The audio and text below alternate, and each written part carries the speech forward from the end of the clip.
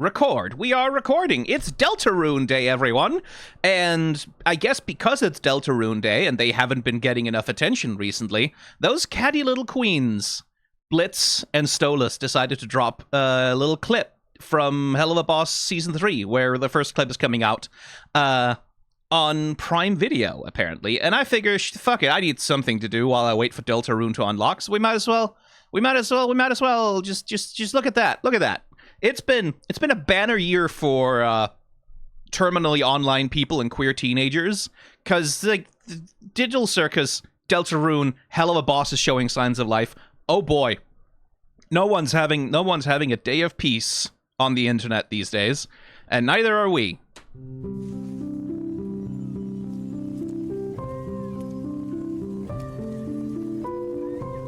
Okay, so number one, this is 110 billion% one of Stolas' fantasies. Immediately. This is Stolas' fantasy. This is his dream. This is this little fucking, like, romantasy reading romance boys novel fantasies that he's playing out and imagining. That is 110 billion% what's happening here.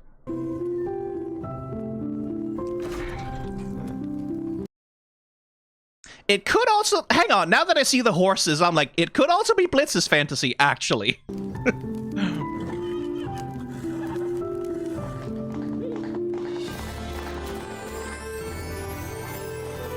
You know what? It could be both of their fantasies. Fancy seeing you here, Your Highness. What? Am I not allowed to visit my father's stables once in a while? Nah, I just figured a pretty little thing like you wouldn't want to get dirty. Maybe I'm not afraid to get dirty. Oh, is that right? Yeah, it's June, motherfuckers. Baron? That's a stupid name. Change that later. Okay, so this is Stolas writing his little sexy fantasies. Good on him. If you wanted me to stop, we both know you could stop me, but you want to get filthy, don't you?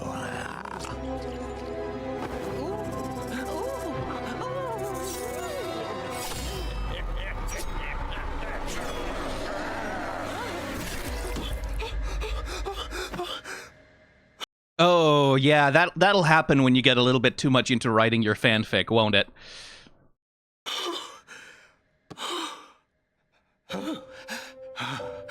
Stolas is fine, though. He doesn't have trauma. Don't worry. He doesn't have trauma. He's fine. He is, in fact, completely fine. He's okay. He has medication. He's all right. Don't worry about it. Don't even worry about it a little bit. Let's see. The elegant prince pins him to the wall with such passion, yet with such something. Forces his tongue up the prince's neck. Dances? Traces, I think. And rubbing his massive bulge between the soaking, quivering thighs of his royal highness. Oh, Baron, the prince cooed. He thrust into him again, the hot and bothered prince. Don't use one. Like, if you must use an adjective, start with just one. And if you don't need it, take it away. Because, like, at this point, the audience understands that shit is getting hot. You don't have to... You don't, like, using the adjective too much is, like, overemphasizing. It's like explaining a joke. It sort of kills the vibe. Anyway, the prince tries to catch his breath as he hopes for his everlasting itch to be scratched. Baron caresses the prince's collar, popping the button off, exposing his bosom. Baron growls in a hushed tone. If you wanted me to stop, we both know you could stop me, but you want to get filthy, don't you? Gently lifting the prince's chin, he shows his lustful shoves his lustful slithering tongue down his throat. Again, adjectives are not necessarily necessary unless it's adding something to the sensory description of what's going on. How lewd. The prince wouldn't want it any other way. He moans, orgasming with each thrust from his hips. His hot hands traveled around the prince's body and then placed them on his neck, but it's more aggressive than usual. It kind of hurts. It's slowly becoming more and more... Yeah. My. Stolas, not a great writer. He's like from, fanfiction level. I'd give it like a C+. It's a little bit, but it's a first draft, obviously. it's a first draft. You have more time. Like the initial first draft, you just kind of got to get all the ideas out, and then you take it back to the drawing table, and you refine it, you polish it up, you remove some of the adjectives, and then you maybe have got something there.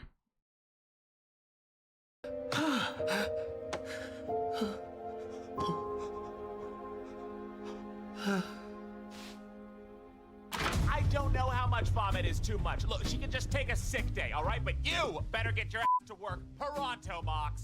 Oh, Millie is having morning sickness, huh?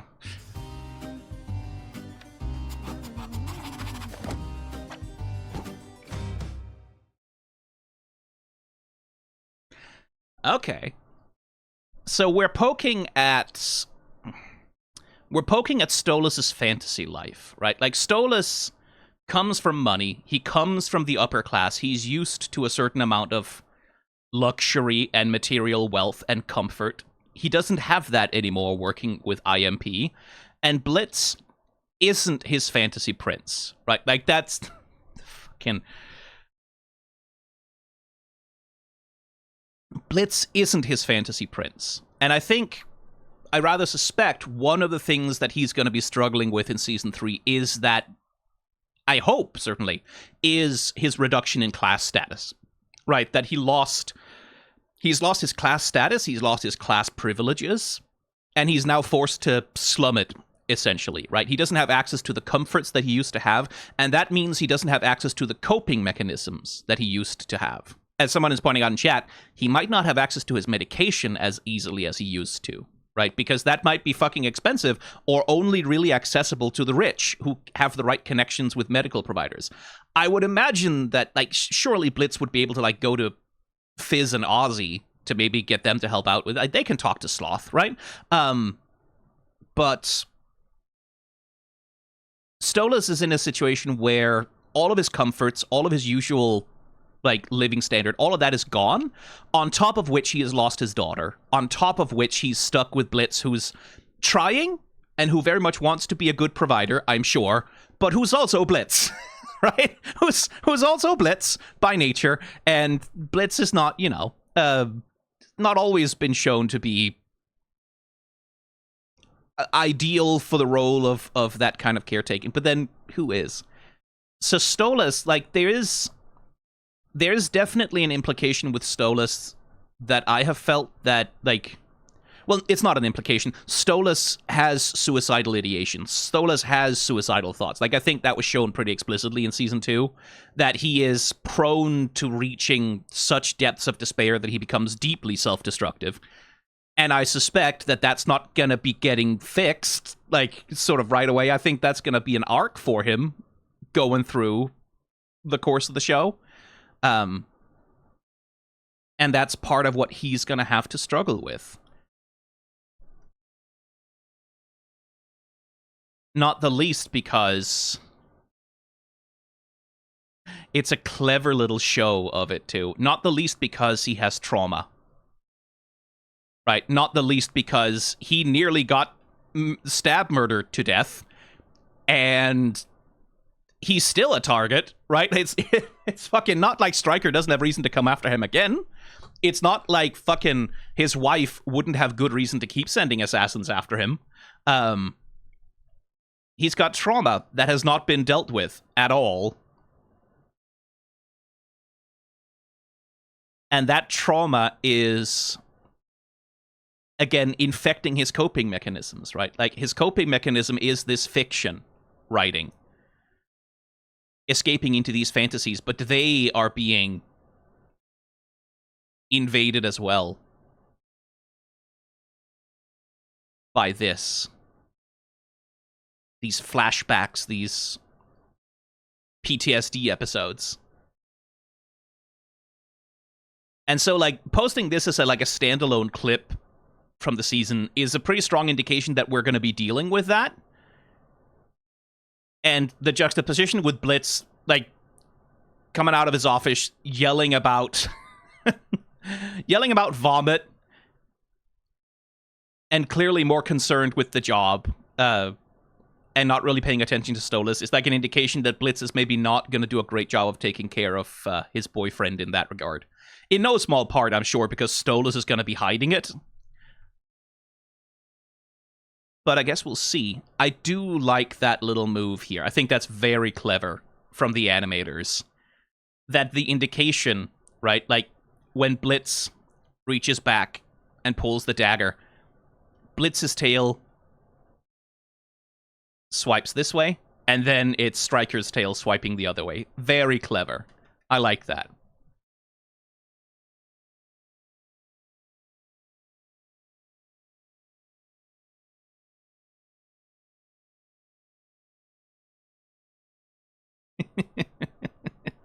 The little heart-shaped cravat. Oh my god. All this, you know, all this softness and beauty, right? That's what he fantasizes about. Softness, beauty, wetness, water, like lushness, sensory experience, freedom, wealth, right? Wealth and comfort. Material abundance, right? A material abundance from which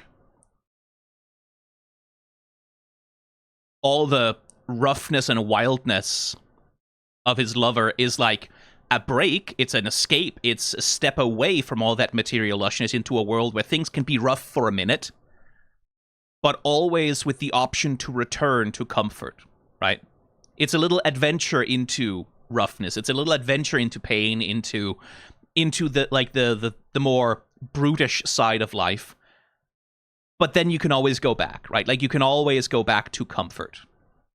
A little adventure, but that's the thing he can't do anymore. That's what he used to have, right? He used to have this little adventuring thing where he could go to Blitz, to the lower classes. He could have this little adventure down in the dirt with the pores, but he could always come home to his big mansion with his servants and his medication and his TV shows and all of the things that he sort of needs and wants, right?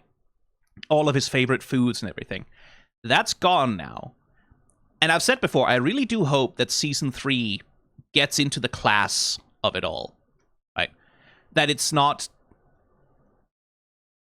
Like, Stolas obviously is critical of his own class, right? Like, he's not a fan of the Goetia. He doesn't enjoy it. He doesn't think it's good, right? He doesn't particularly think it's a good thing that the Goetia have the power that they do. He understands that it's an abusive society, but he's also from there. It's the only place he has ever lived, right? And I think that ought to creep into his personality. And it does, right? Like, that's part of the conflict that he has with Blitz is when Stolas is unable to communicate with Blitz because Blitz is unable to communicate at all, he retreats to power, right? Like, he retreats to, well, I am a Goetia, and I have the power to do what I want, so I'm going to force an ultimatum, right? Which is why their relationship blows the fuck up. Because Stolas comes from power. He comes from the Goetia. He comes from the demons, right? He is used to being a leader. He's used to being respected, to being in charge, to having the power to enforce his will. He's critical of it. He doesn't like he doesn't like it, right? Like, he doesn't like it. He is conscious of the toxic power disparity between him and Blitz. He's conscious that it's a thing that needs to be addressed, but his method of addressing it is still one of enforcing his power and his class position on Blitz, right? Like, that's part of why it goes as badly as it does.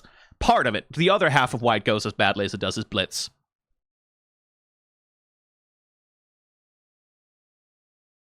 And I really do hope that that's, like, a major part of his characterization is coming to terms with the fact that he can't just leave his class, right? Like, he can't just stop being a Goetia even if he wants to. Not just because the Goetia will refuse to let him go, right? Like, they'll pull him back rather than let him be a class traitor or kill him, but also because he can't let it go. Because it's hard to let go of that shit. Like, it's not really something you can let go of easily.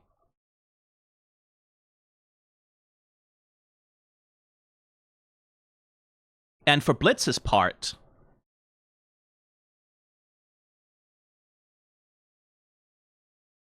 I'm curious, first of all, how he handles the pregnancy. Right now he's annoyed by it. I wonder what happens when that kid is born and Blitz has to be an uncle.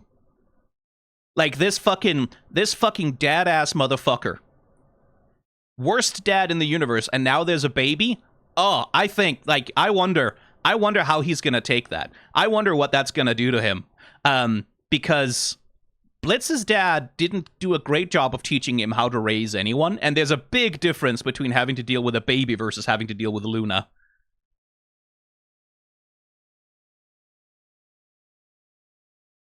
Maybe that's also something that, I don't know, like, my sense is that I don't think Millie's baby is gonna be born in Season 3 necessarily. Maybe she is. Maybe the kid is. Maybe she is gonna give birth in Season 3. I don't think it's gonna be right away.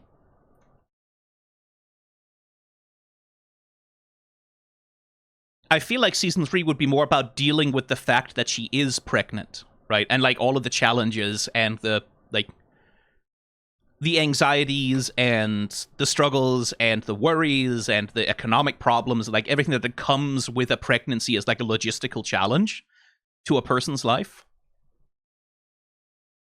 Maybe that'll be the halfway point. Maybe that'll be, like, the halfway point of the season is Millie gives birth, everyone kind of has to deal with it. And I wonder the extent to which... Because I think Stolas is going to be very affected by the birth of a child as well. Because, you know, Octavia, right? Because he's also a dad. And I've said this before, I would very much like the fact that Stolas and Blitz are both fathers of daughters at that. I would like that to be a bigger part of their relationship with one another. A bigger part of how they relate to each other and how they find, you know, commonality. I'd like to see Stolas try and be a stepdad to Luna. And, like, Luna not reacting to that well at all. I want Luna to be just, like, you're not my real dad! I don't have to listen to... I would like that to be, like, a real chaotic, like, a real difficult thing for the both of them to sort of come to terms with. And I wouldn't mind if Stolas subconsciously ends up trying to replace Octavia a little bit with Luna. And I wouldn't mind if, because Stolas is such a more attentive father and a gentle parent in a very different way than Blitz is, that Luna actually kind of likes it and is like, oh shit, this is actually kind of nice. You took me stargazing, and that's actually really nice, and Blitz has never done that for me. I wouldn't mind if Blitz got a little jealous. I think that would be a fun little character interaction where, like, Stolas is kind of a better dad than Blitz is, because Stolas has been a girl dad his entire life with all of the free time to take care of her. Like, I would like their parenthood to be more important. I would like it to matter more to the both of them. That they are parents, and that they both have that strong paternal instinct, even if they have very different approaches to making it real. And my point with that is, by the time Millie's child is born, Moxie and Millie's child, like, Moxie is technically also, like, mostly Millie's child, let's be real, she's the one carrying it the term, but also Moxie, yes, you get to be there too, who's also gonna be a dad now, right? Like, we're gonna have a group of 3 dads and a baby. Oh my god, they're doing 3 men and a baby, aren't they? Oh, they're gonna do 3 men and a baby. There's gonna be a 3 men and a baby episode. Oh my god. Oh, that's gonna be funny. That just occurred to me. I think the birth of Millie's child makes sense as, like, a midpoint of the season emotional high point, and also as a catalyst for both Blitz and Stolas to kind of get over themselves a little bit, maybe. Like, that would make sense in terms of dramatic writing, that the birth of a child sort of becomes the thing that snaps them both back to, oh no, wait, actually, you know what matters in the world? Taking care of our kids. That's actually... Blitz is like, I need to take better care of Luna. Stolas is like, I need to find a way to help Octavia in a way that's not all about me. Because that's the other thing with Stolas. I think Stolas' relationship to Octavia, like, his relationship with her is... They are codependent on one another in a way that's not necessarily healthy, right? For both of them, they have each been each other's primary emotional caregiver in the family that they're stuck with, because Stella, you know, hasn't been there. Stolas has never had anyone outside of his family whatsoever to talk to, and neither has Octavia, right? She doesn't really have friends. She doesn't really have another social network. And so I wonder the extent to which Stolas wants Octavia back for her sake, and how much he wants her back for his own sake, right? I don't think he even knows exactly what the distinction is there, and I think that would be an interesting emotional conflict for him, like to have to go through the process of figuring out, hang on, do I want Octavia back in my life because I believe that's genuinely what's best for her, or do I want her back in my life because she is like the emotional linchpin of my entire world and I'm falling apart without her, right? Do I want her back because that's what's best for her, or because that's what I need? Because those are hard to disentangle, like even for parents who are not, you know, suicidal and like emotionally isolated and the victims of emotional abuse. Those things are hard to isolate. I would like their fatherhood to be important to all of these dudes.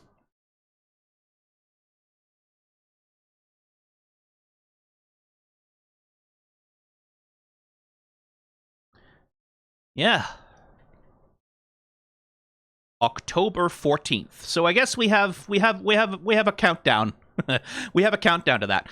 I do wonder, I was able to react to episode 0 with no problem. Like I was able to put that up without censorship, and Amazon didn't immediately firebomb my house. I wonder if I'm going to be able to react to the new season before it gets posted to YouTube, or whether I'm going to have to wait to post that until they actually hit YouTube.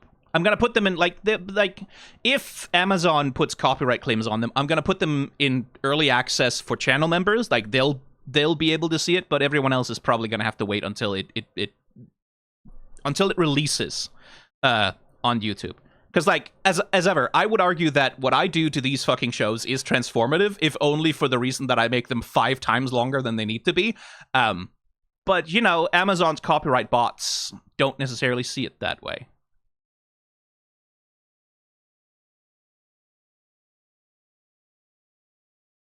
I'm also interested in Stolas as a creative.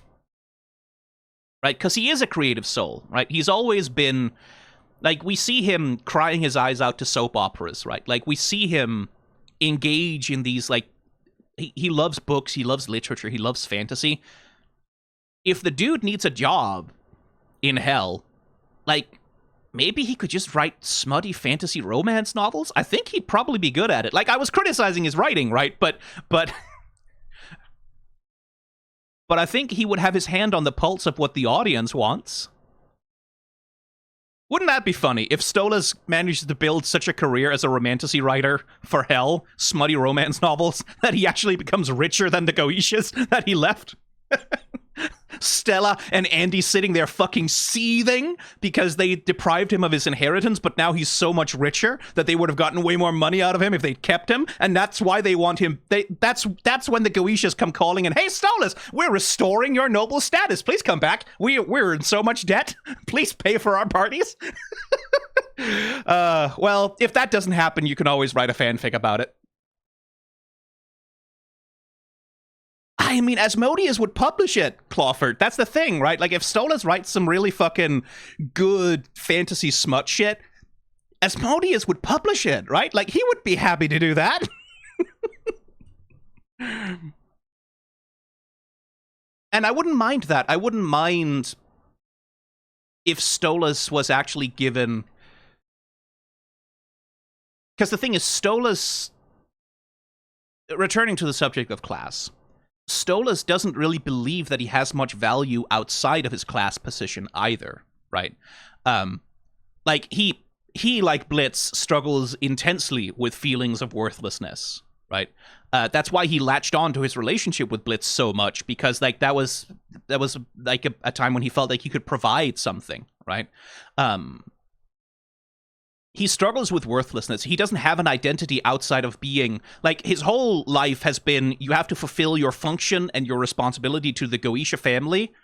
So, marry this bitch who hates you, and have a child, we don't care which one, and do the things, and perform your duties, and other than that, just, like, go be miserable and fuck you, right? Like, that's... And his relationship with his class position has always been one of, I'm only worth anything for the fact that I am a Goetia. My family connection is the only thing that matters. My position in this class hierarchy is the only thing that matters about me, is what I was born into. I wouldn't mind if he was given an opportunity to find meaning and purpose that's, like, related to who he is as a person. and who he wants to be, and what he actually cares about, and what he can do, right? What his abilities are outside of just, I was given a book that's full of magic, and that's it, I guess. And, like, becoming a romantasy author is, like, one idea for that, but just, like, it could also just be that he finds that it's actually kind of fulfilling to be the secretary of you know, IMP, or, like, to do some kind of other work, find some other way to make his impact presence known, something that's meaningful to him, something that allows him to have some kind of meaningful impact or contribution would be nice. Certainly, I think it would be healthy for him to find a way to establish his confidence and sense of worth and value outside of, number one, being a relationship with Blitz. It's not good for either of those two men to be too emotionally dependent on one another. And outside of just his class status and his hierarchical position as a Goetia.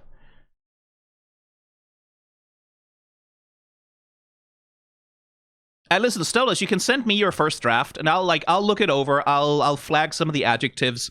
You know, I'll check over the structure, and we can probably get like a solid first draft to Asmodeus like within a couple of months. If you've more like hire me as your editor. I can do it. Sure, why not? And like, come to that, by the way, Stolas, we do have to talk about the character design here. Like, blonde just isn't a color that works on this particular character design. Like, I think the long hair conflicts a little bit in terms of shape design, because you already have a flowing element with the long tail, right? Like, the long tail is already providing you with that level of it. And I think the long hair, like, what you're going for is wildness, right? Like, that this long, luscious, flowing hair is an indication of, like, this unrestrained internal wildness and passion, right? Like, that's Samson, right? Like, essentially what we're gesturing at. I think you might get more mileage out of attaching that roughness and wildness to other character design features, like you've got the vest, for example, which is already sort of roughened up and cut. Like, I'd think you apply the same thing to the jeans, maybe put a few slices across the thighs to show off a little bit of that action. And rather than, like, doing the long mane of hair, maybe give him longer spines, things like that. You can add that element of visual roughness in other ways than just that. Because right now, I think the blonde, like the big blonde hairdo, it's really kind of distracting from the rest of the design. Especially if what you want to draw most of the focus and the attention to, and that's certainly what the vest is saying to me, is you really want the attention and the interest to be on the chest area, leading down towards the crotch with the big bulge, right? And again, I think the hair is just kind of a distraction for that. And honestly, like, the tail has much more erotic potential as a piece of sensory information than the hair does. So I would move the focus to the tail, maybe give him rougher hands and claws, and maybe leave the hairdo for a different situation, maybe like a romantic rival or something. Anyway, what were we talking about? All right, Deltarune releases in about an hour. So I think I'm going to cut this here. Anyway, I'm excited for Season 3. I really hope that I am reading correctly the hints that they're dropping here, that we're going to deal with Stolas' mental illness. We're going to deal with his deep discomfort being deprived of his class privileges that he never really knew how much he needed. I really hope that fatherhood is going to be an important unifying factor for all of the boys at IMP.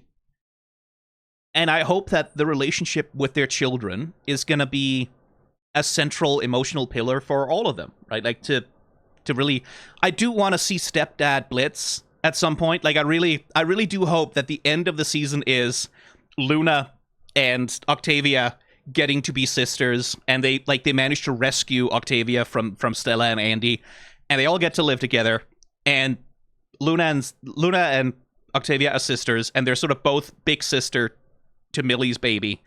And then you have all these dads trying to deal with the fact that they have to be parents. Like, that's where I would like things to end. That's where I would like things to end. I don't know that I'm going to get that, because presumably I'm going to get horrible tragedies and many terrible things happening to them that emotionally torment them. But I'm also pretty okay with that. See you in October, Owl Boy.